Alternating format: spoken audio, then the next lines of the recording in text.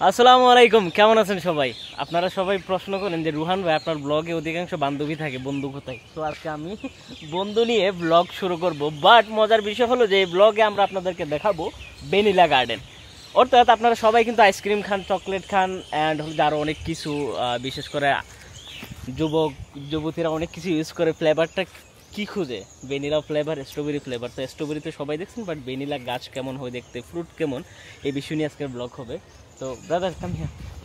সবাই শুধু প্রশ্ন করে আপনার ভিডিওতে শুধু বান্ধবী থাকে, বন্ধু হয়। তো আজকে দেখবো বন্ধু এড করে ভিউ কেমন হয়। এর মানে দর্শকের রুচির উপর সমস্যা আছে, ওরা ওইটাই দেখতে চায়। ওকে, বান্ধবী খুঁজে। তো চলেন আমরা ভ্যানিলা গার্ডেনে ঢুকি। আজকে গাইড করবেন আপনারা দুইজন আমাকে, যেহেতু আমি কিন্তু মেহমান এখানে। আমরা কোনখান দিয়ে এন্ট্রি হবো? বাট এই ভিউটা একটু দেখাই তাদের, জাস্ট লুক। ওয়াও, সব জায়গায় কোকোনাট ট্রি। মানে ভাবা যায় দুইটা নামে আমরা আসলে জায়গাটা চিনি, একটা হচ্ছে কোকোনাট ফার্ম আর একটা হচ্ছে ভ্যানিলা ফার্ম। মানে পাখির আওয়াজগুলো মানে অনেক ভালো লাগতেছে জানেন। বাংলাদেশে আসলে সচরাচর এখন পাওয়াই যায় না এরকম পাখির শব্দ। তো কতদিন হয়েছে পাখির শব্দ শুনি না। কি সকালবেলা হইলে দেখা যায় যে আপনার ফেসবুকে বুঝছেন মারামারি, হান্ডাহান্ডি, এগুলাই। কার বউ কে নিয়ে বাগছে, হিরো আলমের বউ এ নিছে, ওর বউ ওই নিছে, এগুলাই চলে বাংলাদেশে। নিউজ বলেন, অলি গলি সব। আর দুদিন পর রাজনীতি নিয়ে আলাপ আলোচনা শুরু হবে। যাই হোক, আমরা ওই ধারার মানুষ না, আমরা ক্যামেরা পিছনে নিই। এই হলো যে ভ্যানিলা গাছ, রাইট?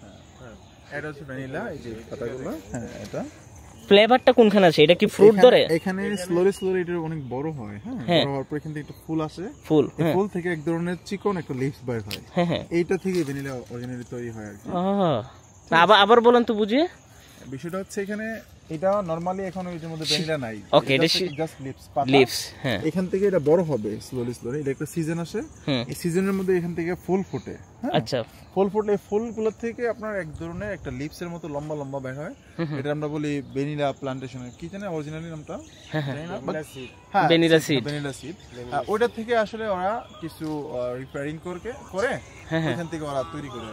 বুঝতে পারছি আমরা এখন। তাহলে তো আমরা বুঝতে পারলাম কিভাবে এখানে ভ্যানিলার প্লান্টেশন থেকে ওরা ফ্লেভার অথবা ফ্রুটটা সংগ্রহ করে।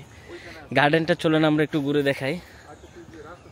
আমার কাছে কিন্তু খুব ভালোই লাগতেছে এখানে, মাশাআল্লাহ।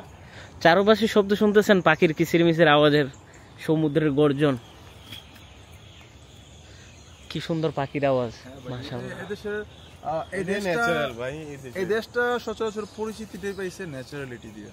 আসলে যেটা আমাদের বাংলাদেশে বর্তমানে সচরাচর পাওয়াটা খুবই বিস্ময়কর, পাওয়া যাবে না, খুবই কম। আমরা খাগড়াছড়ি বলি, সুন্দরবন বলি, কত ফরেস্ট এরিয়া আছে, বাট পাখির এরকম আওয়াজ নেই। কিন্তু না এখন, রাইট। আমি এখনো আমার মনে পড়ে আজ থেকে 15 বছর বা 20 বছর আগে আমি যখন ছোট ছিলাম, গাছের মধ্যে কত পাখির বাসা ছিল। হ্যাঁ, দৌড়াইতাম। আরে আমরা না বুঝে কত পাখির বাসা ভাঙছি, এখন যে আফসোস লাগে। গাছ থেকে যে কত পড়ছি পাখির বাসার জন্য তা বুঝাইতে পারবো না, কিন্তু এখন খুব আফসোস লাগে, এখন তো পাখি নাই। হ্যাঁ, মানে একটা পাখির বাসা ভাঙতাম তখন আমরা কি খুশি হইতাম, পালতাম শালিক, এটা ওইটা, গুগু, ময়না, আহা হা। আর এখন যে কি যে আফসোস লাগে, এ পাখি গেল কোথায় বাংলাদেশের। আমি যতটুকু জানি যে মোবাইলের নেটওয়ার্কের জন্য কিন্তু সামটাইম এরকম হয়ে থাকে, পাখিরা তাদের পথভ্রষ্ট হয়ে যায়। তো সিগন্যালে যে একটা ওদের তরঙ্গ বের হয়, রেডিয়েশন, এটা পাখিদের জন্য ক্ষতিকর।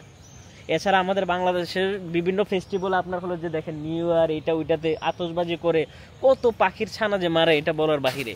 আর বিশেষ করে রিসেন্টলি দুবাই তো সেমই ইস্যুটা হয়েছিল কিছুদিন আগে।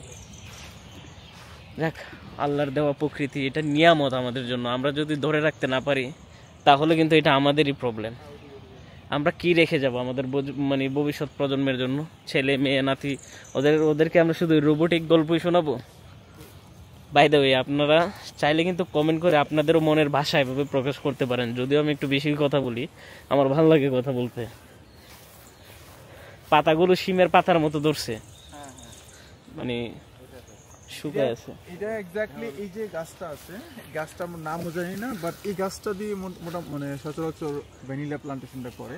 এখানে দুইটা গাছ, রাইট? হ্যাঁ, দুইটা গাছ। হ্যাঁ, মানে জাস্ট বাওয়ায় রাখছে আর কি। আচ্ছা, শিম গাছের মতো আর কি, আমরা কুড়া দিয়ে রাখে না। এটা কিন্তু আসলে ভ্যানিলা ট্রি না পুরোটা। হ্যাঁ, এটা কিন্তু অন্য আরেকটা গাছ।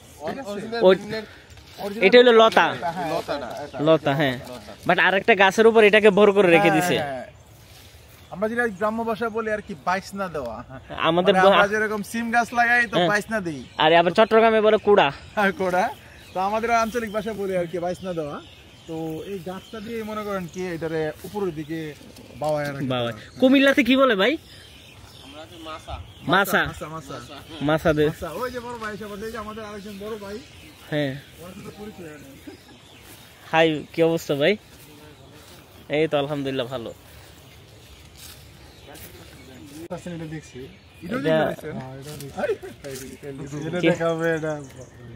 যাক, ভালো আছেন তো?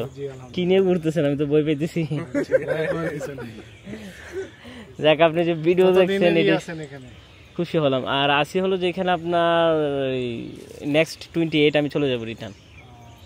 22 রওনা দিছি তো, ওই 6 to 7 ডে আই থিঙ্ক।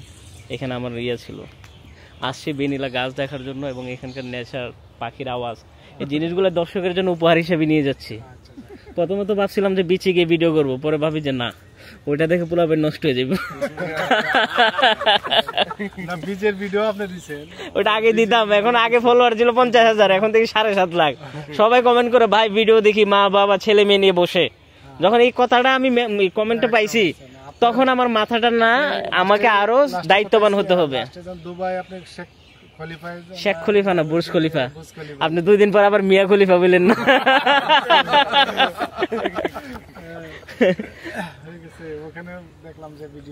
হ্যাঁ, ওইটা আমার বেশি ভাইরাল হয়েছে। এটা মনে হয় 8 থেকে 10 বার চাচ্ছে ভিডিওটা, 25 থেকে 30 মিলিয়ন ভিউ আনছে ওইটা দিয়ে। ওটা দিয়ে যা ইনকামের, আমার পেজের 60% ইনকাম ওই ভিডিও থেকে হয়েছে। মানে যতবারই ছাড়ি মিলিয়নের উপর ভিউ। বুর্জ খলিফার এটা এমন ভাবে হিট খাইছে, অবাক করা বিষয়। এবং আমি শুরু থেকে শেষ পর্যন্ত প্রথম বাঙালি যে কিনা নিচ থেকে উপর পর্যন্ত কোনো স্কিপ না করে A to Z ডিটেইলে একজন VIP গেস্ট হিসেবে দেখাইছিলাম।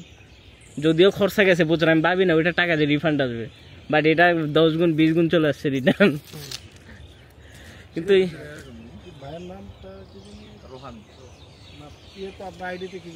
আইডি তো সেমই। হ্যাঁ,